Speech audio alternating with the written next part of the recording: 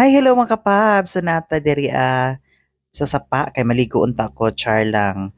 So dili na ni siya pwede liguan nga sapa kay medyo dili na siya safe no kay nanay mining sa ibabaw. So by the way, na ta diri karon kay schedule namo sa mga tree planting. So sa grade 10 o sa grade 12. So requirements ni siya para sa ilahang moving up o sa ilahang graduation.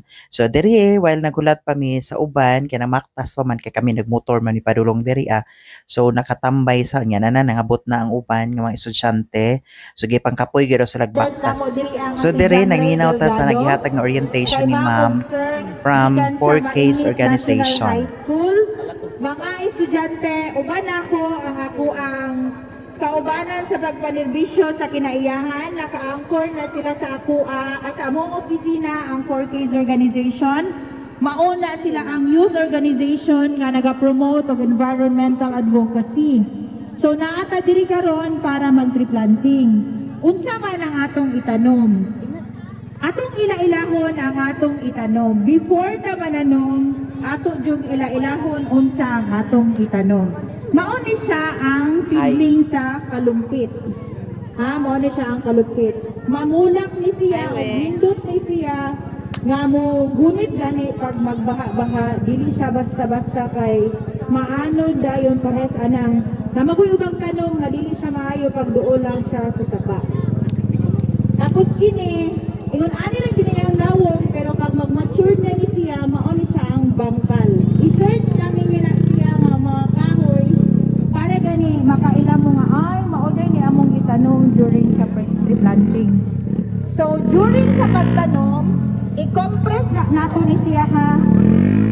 I-compress na nato siya kay para ma-intact ang yuta gani kay para dili siya mabungkag during sa pagtanom nato kay kasagaran sa uban pag naa na ang seedling diretso na may isip dili na siya mao mamatay ang tanom ana. Dapat i-compress na nato siya kay para ma-intact ang yuta.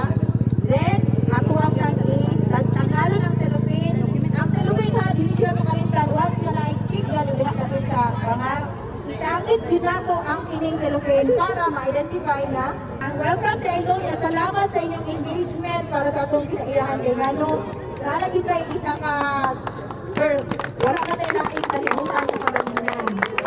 So nakinaot ko na ang inyong pagpananong karon bisitawag ka rin ninyo inyong itanong niya. Kumusta ko niyo ba kay dapat within 3 months i-make sure na mabuhi yun siya. Dili kayo nananong lang na. Ang pagpananong na pwede parenting.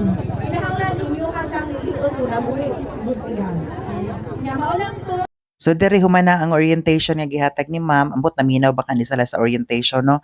Nakabalo na ba kani sila unsa ni pagtanom. So nanguha na sila diri og mga seedling nga ilahang itanom. So gamay ra man ang seedling, nya daghan-daghan ang estudyante. So sa isa ka seedling na ay tulo ka buok estudyante nga mo tanom niini. So nice kay no siya nga activity kay para matudloan nato ang ato ang mga kabatan-onan nga i-protect or i-preserve ang ato ang earth, no?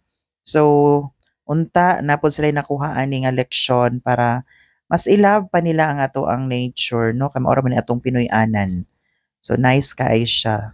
Saludo kay ko sa mga nag-organize ani niya nga tree planting. Og ambot na tarong baka ni nila og tanom, mabuhi baka ni unta mabuhi gid siya. So dere pauli nami, nagdali-dali nami og uli kay gipanggutom na gyud ang all. Mao lang to. Thank you so much.